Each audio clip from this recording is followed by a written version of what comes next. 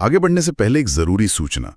अगर आप अपनी तैयारी को और बेहतर बनाना चाहते हैं तो अभी प्ले स्टोर पर जाएं और हमारा official application study hop download करें। वहां आपको सभी पेड कोर्सेज, टेस्ट सीरीज और एक्सक्लूसिव पीडीएफ नोट्स मिल जाएंगे। इतिहास के इस नए और गहरे विश्लेषण में सभी का स्वागत है। बताना बहुत जरूरी है कि झारखंड इतिहास की 3 क्लासेस हम अब तक पूरी कर चुके हैं। हाँ, एकदम सही। आज ही हमारी चौथी क्लास है। स्पष्ट करना जरूरी था ताकि जो लोग इस सफर में जुड़े हैं वो संदर्भ को समझ सकें। तो आज का हमारा जो मिशन है ना, वो भारत में सल्तनत काल के दौरान झारखंड की राजनीतिक और सामाजिक हलचल की पूरी तस्वीर दिखाते हैं। और ये समय काल है 1206 से लेके 1526 ईस्वी तक का। बिल्कुल। मतलब जब भी हम दिल्ली सल्तनत के बारे में सोचते हैं तो हमारे दिमाग में बस लाल पत्थर के किले, बड़े बड़े दरबार और सत्ता के खूनी संघर्ष आते हैं। लेकिन आज हमें ये खोजना है कि दिल्ली की गद्दी पर बैठे उन ताकतवर सुल्तानों का प्रभाव झारखंड के उन घने और रहस्यमयी जंगलों तक कैसे पहुंचा। ये सोचना ही कितना अद्भुत लगता है ना, कि सैकड़ों किलोमीटर दूर बैठे शासकों की नीतियां जंगलों के बीच बसे एक बिल्कुल अलग समाज को किस तरह से प्रभावित कर रही थीं। ये वाकई एक बहुत ही शानदार और जटिल विषय है। तो आज हम इसे ही डिकोड करेंगे। बिल्कुल करेंगे। अगर हम सल्तनत काल की बात करें तो इसे मुख्य रूप से 5 वंशों में बांटा गया है। गुलाम वंश, खिलजी वंश, तुगलक वंश, सैयद वंश और लोधी वंश। और आज की हमारी पूरी चर्चा इसी बात पर केंद्रित होगी कि दिल्ली से इन साम्राज्यों के विस्तार ने झारखंड के स्थानीय नागवंशी शासकों और यहाँ की एक बेहद महत्वपूर्ण जनजाति यानी संथालों को किस तरह प्रभावित किया। ठीक है, आइए इसे विस्तार से समझते हैं। मैं ये जानने के लिए बहुत उत्सुक हूं कि आखिर ये शुरुआत कैसे हुई। अगर हम पहले वंश यानी गुलाम वंश की बात करें, जिसका समय 1206 से 1290 ईस्वी तक था, तो उस समय कुतुबुद्दीन ऐबक, इल्तुतमिश और बलबन जैसे कद्दावर सुल्तान दिल्ली पर राज कर रहे थे। हमारे नोट्स के अनुसार ये समय झारखंड के लिए एक अपेक्षाकृत शांत दौर था। यहाँ नागवंशी शासकों हरिकरण राय, शिवकरण राय और बेनुकरण राय का शासन था। तो क्या वाकई दिल्ली के इन सुल्तानों ने इतने बड़े भूभाग को पूरी तरह से अनदेखा कर दिया था? यहाँ सबसे आकर्षक बात यह है कि भले ही दिल्ली के सुल्तानों का सीधा हस्तक्षेप इस क्षेत्र में नहीं था, लेकिन इसका कारण ये बिल्कुल नहीं था कि उन्हें इस इलाके का पता नहीं था। अच्छा, तो फिर वजह क्या थी? असल में गुलाम वंश के जो शुरुआती शासक थे वो दिल्ली और लाहौर में अपनी सत्ता बचाने और मंगोल आक्रमणों से खुद को सुरक्षित रखने में इतने व्यस्त थे कि पूर्व के इन घने और दुर्गम जंगलों की तरफ देखने का उनके पास समय ही नहीं था। मतलब उनकी प्राथमिकताएं कुछ और थीं उस वक्त। एकदम सही। और इसके अलावा यहाँ का जो भूगोल था, जैसे घने जंगल, नदियाँ और पहाड़, वो किसी भी बाहरी सेना के लिए एक प्राकृतिक किले का काम करते थे। लेकिन इसका मतलब ये बिल्कुल नहीं है कि झारखंड में उस वक्त एकदम शांति थी। हाँ, नोट्स में एक जिक्र है कि इसी काल में संथालों ने बड़ा भूमि क्षेत्र पर आक्रमण करना शुरू कर दिया था। बिल्कुल, और ये क्षेत्रीय अस्थिरता का एक बहुत बड़ा संकेत है। तो मतलब बाहर से तो शांति दिख रही थी, लेकिन अंदरूनी हलचल तेज हो रही थी। यही तो होता है, जब कोई बाहरी या केंद्रीय सत्ता कमजोर होती है या उसका ध्यान कहीं और होता है, तो अक्सर स्थानीय स्तर पर वर्चस्व की लड़ाई शुरू हो जाती है। संथालों का बड़ा भूमि पर आक्रमण इसी बात का सबूत है कि भीतर ही भीतर एक नई शक्ति अपना दायरा बढ़ा रही थी। जाहिर है वो संसाधनों और जमीन पर अपना अधिकार जमा रहे होंगे। हाँ, और नागवंशी शासकों के लिए ये एक बड़ी चुनौती बन रहा था। ये तो हुई हुलाम वंश की बात, लेकिन इसके बाद आता है खिलजी वंश। 1290 से 1320 ईस्वी का समय। खिलजी वंश के बारे में जो पढ़ा है वो ये कि वे अपनी सीमाओं का बहुत तेजी से विस्तार कर रहे थे, खासकर अलाउद्दीन खिलजी। अलाउद्दीन खिलजी की नजर तो पूरे भारत पर थी। तो क्या उसका ये लालच झारखंड के जंगलों तक भी पहुंचा? जी हाँ, बिल्कुल पहुंचा। उसने केवल उत्तर भारत ही नहीं बल्कि दक्षिण और पूर्व की ओर भी अपने सैन्य अभियान चलाए। और इसी विस्तारवादी नीति के तहत उसने अपने सेनापति छज्जू मलिक को झारखंड अभियान के लिए भेजा। छज्जू मलिक? हाँ, अब जरा उस समय की कल्पना कीजिए। दिल्ली की वो विशाल सेना जो मैदानी इलाकों में लड़ने की आदी थी, वो अब झारखंड के उन बीहड़ जंगलों की तरफ बढ़ रही है, जहां सूरज की रोशनी भी मुश्किल से जमीन तक पहुंचती थी। ये रणनीतिक तौर पर एक बहुत बड़ा जोखिम था। ये तो सच में सेना के लिए एक बुरे सपने जैसा रहा होगा। तो क्या नागवंशी राजाओं ने इस भौगोलिक फायदे का इस्तेमाल करके दिल्ली की सेना को खदेड़ दिया? और यहीं पे कूटनीति का एक बेहतरीन उदाहरण देखने को मिलता है। उस समय अलाउद्दीन खिलजी का समकालीन नागवंशी शासक फेनुकर्ण राय था। 1300 से 1360 ईस्वी वाला समय। बिल्कुल सही। जब छज्जू मलिक अपनी सेना लेकर पहुंचा तो फेनुकर्ण राय ने बिना किसी युद्ध के उसकी अधीनता स्वीकार कर ली, बिना लड़े। हाँ, अब सतही तौर पर देखने में ये शायद एक कायरतापूर्ण कदम लग सकता है, लेकिन अगर हम उस समय की परिस्थितियों का गहराई से विश्लेषण करें तो ये एक बेहद सूझबूझ भरा कूटनीतिक कदम था। सूझबूझ भरा कैसे? मतलब बिना लड़े हार मान लेना समझदारी कैसे हो सकती है? क्योंकि स्थानीय राजाओं को ये बात बहुत अच्छी तरह समझ आ गई थी कि दिल्ली के विशाल सैन्य ताकत से सीधे टकराने का मतलब है अपने राज्य और अपनी प्रजा का पूर्ण विनाश।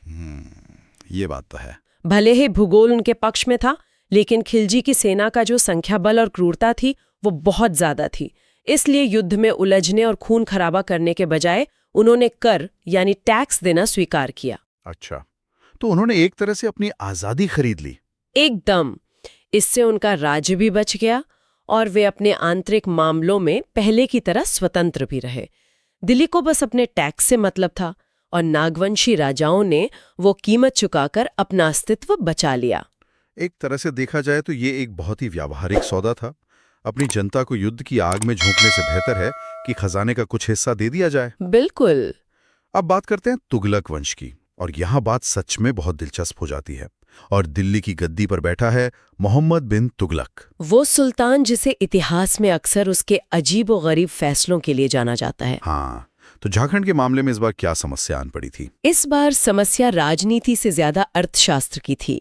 दिल्ली, आगरा और बंगाल को जोड़ने वाला जो मुख्य व्यापारिक मार्ग था ना, वो झारखंड के बाहरी किनारों से होकर गुजरता था, जो कि एक बहुत महत्वपूर्ण रूट रहा होगा। बहुत ज्यादा। इस मार्ग से मसालों, रेशम और घोड़ों का भारी व्यापार होता था। ये उस साम्राज्य की आर्थिक जीवन रेखा थी। लेकिन हुआ ये कि इस मुख्य मार्ग पर संथाल सरदारों ने भारी लूटपाट मचानी शुरू कर दी थी। तो संथालों ने सीधे दिल्ली के व्यापार पर चोट की? हाँ, संथाल सरदार जनरा के नेतृत्व में ये हमले इतने बढ़ गए कि दिल्ली के खजाने पर इसका सीधा असर पड़ने लगा। तो दिल्ली सल्तनत के लिए ये अब केवल सीमा विस्तार का मामला नहीं था, बल्कि अपनी अर्थव्यवस्था को बचाने की मजबूरी बन गई थी। एकदम सही पकड़ा। इसे रोकने के लिए मोहम्मद बिन तुगलक को मजबूर होकर अपने दो सबसे भरोसेमंद सेनापतियों मलिक बयां और इब्राहिम अली को झारखंड भेजना पड़ा। मलिक बयां और इब्राहिम अली? हाँ, इब्राहिम अली ने हजारीबाग के भीघा किले, जिसे चाई किला या चाई चंपा क्षेत्र भी कहा जाता था, वहां धावा बोला। ये कोई आम लूटपाट को रोकने की घटना नहीं थी, बल्कि ये दिल्ली सल्तनत द्वारा एक स्पष्ट संदेश था कि व्यापारिक मार्गों की सुरक्षा के साथ कोई समझौता नहीं किया जाएगा। मतलब घने जंगलों के बीच एक किले पर कब्जा करना ये साबित करता है कि जब बात पैसे और व्यापार की आती है तो साम्राज्य कोई भी चुनौती पार कर सकते हैं। बिल्कुल। अर्थशास्त्र हमेशा से युद्धों की एक बड़ी वजह रहा है। व्यापार और पैसा सच में इतिहास की सबसे बड़ी प्रेरणा रहे हैं। और इसके बाद जो सुल्तान आया, फिरोज शाह तुगलक, उसने तो एक कदम और आगे बढ़ा दिया। हमारे स्रोतों के अनुसार फिरोज शाह तुगलक ने शमसुद्दीन इलियास के खिलाफ एक बड़ा अभियान चलाया और उसे पराजित कर दिया। इसके बाद उसने सतगावा क्षेत्र को जीत लिया और उसे अपनी क्षेत्रीय राजधानी घोषित कर दिया। दिल्ली सल्तनत ने झारखंड के एक हिस्से को अपनी क्षेत्रीय राजधानी बना लिया। ये अपने आप में एक बहुत बड़ी बात है। ये वाकई बहुत बड़ी बात है। और अगर हम इसे व्यापक संदर्भ से जोड़ें तो फिरोज शाह तुगलक के इसी अभियान के दौरान रची गई एक समकालीन पुस्तक तारीख़ फिरोज शाही का जिक्र आता है। अच्छा। इतिहास के नजरिए से ये एक आहा पल है।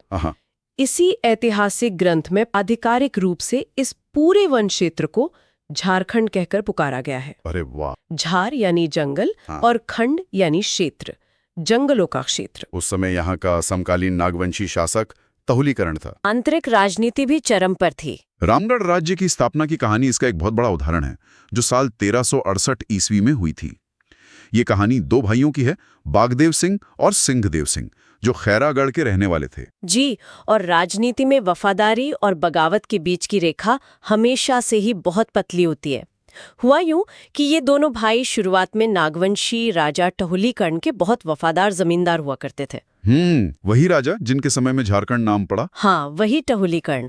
लेकिन नागवंशी राजा के संबंध तमाड़ के राजा और उसके बेटे कप्पर देव के साथ बहुत ज्यादा खराब हो गए। ये एक आंतरिक विद्रोह जैसी स्थिति थी जो नागवंशी सत्ता को सीधे चुनौती दे रही थी। तो राजा ने क्या किया? इस विद्रोह को कुचलने और कप्पर देव पर कार्रवाई करने के लिए नागवंशी राजा ने अपने इन्हीं दो सबसे भरोसेमंद योद्धाओं बागदेव और सिंहदेव को भेजा। राजा ने सोचा होगा कि उसके सबसे वफादार लोग जाकर मामला शांत कर देंगे और जमीन वापस ले आएंगे। जाहिर है राजा को यही उम्मीद थी। लेकिन बागदेव और सिंहदेव के दिमाग में कुछ और ही चल रहा था। उन्होंने जाकर कप्पर देव को मौत के घाट तो उतार दिया और कर्णपुरा इलाके पर अपना अधिकार भी जमा लिया। लेकिन इसके बाद उन्होंने वो जमीन वापस नागवंशी राजा को सौंपने से इनकार कर दिया।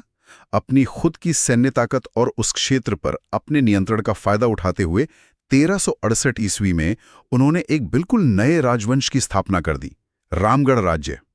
और इस नए राज्य की पहली राजधानी बनी सिसिया। ये राजनीतिक महत्वाकांक्षा और अवसरवादिता का एक बहुत ही सटीक उदाहरण है। जब कोई केंद्रीय सत्ता, चाहे वो नागवंशी राजा ही क्यों ना हो, कमजोर पड़ने लगती है या आंतरिक विद्रोहों में उलझ जाती है, तो उसके अपने ही सिपासालार स्वतंत्र होने का मौका ढूंढ लेते हैं। बिल्कुल, उन्होंने मौके का पूरा फायदा उठाया। रामगढ़ राज्य का उदय इसी शक्ति शून्यता या पावर वैक्यूम का नतीजा था। लेकिन एक बात और ध्यान देने वाली है, राजनीति के साथ साथ इस काल में धर्म और संस्कृति के क्षेत्र में भी बड़े बदलाव हो रहे थे जो समाज को अंदर से बदल रहे थे। हाँ, मैंने भी उन सांस्कृतिक बदलावों के बारे में पढ़ा है। तुगलक वंश के अंतिम समय के आसपास एक और नागवंशी शासक हुए जिनका नाम था शिवदास कर्ण। इनके समयकाल में साल 1401 ईस्वी में गुमला जिले में स्थित हापा मुनि मंदिर में एक बहुत ही महत्वपूर्ण घटना घटी। बिल्कुल, यह हापा मुनि मंदिर मूल रूप से अपनी स्थापना के समय एक महामाया या काली माता का मंदिर हुआ करता था, यानी ये शाक्त परंपरा का एक प्रमुख केंद्र था। लेकिन 1401 ईस्वी में सियानाथ देव नाम के एक व्यक्ति द्वारा वहां भगवान विष्णु की मूर्ति की प्राण प्रतिष्ठा करवाई गई।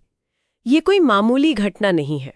एक शक्तिपीठ का वैष्णव केंद्र में बदलना। हाँ, ये दर्शाता है कि उस समय के आदिवासी और क्षेत्रीय समाज में एक बहुत बड़ा सांस्कृतिक और धार्मिक परिवर्तन आ रहा था।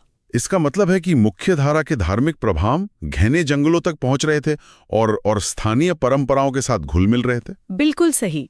और इस सांस्कृतिक बदलाव का असर कितना गहरा था, इसका अंदाजा एक और ऐतिहासिक तथ्य से लगता है। वो क्या है? बताया जाता है कि इसी हापामुनि मंदिर और पास ही स्थित कोराम्बे के मंदिर की आध्यात्मिक ख्याति इतनी फैल गई थी कि कई दशक बाद 1485 ईस्वी में महान संत चैतन्य महाप्रभु ने मथुरा जाने के क्रम में यहाँ कुछ दिन बिताए थे। ये तो बहुत बड़ी बात है। हाँ, चैतन्य महाप्रभु का वहाँ रुकना ये साबित करता है कि ये क्षेत्र अब सिर्फ राजनीतिक उथल-पुथल का केंद्र नहीं था, बल्कि ये पूरे भारत के वैष्णव परिदृश्य में एक महत्वपूर्ण आध्यात्मिक गंतव्य के रूप में उभर रहा था। इतिहास केवल तलवारों और लड़ाइयों से नहीं बनता, बल्कि मंदिरों की घंटियों, सांस्कृतिक विलय और आध्यात्मिक यात्राओं से भी आकार लेता है।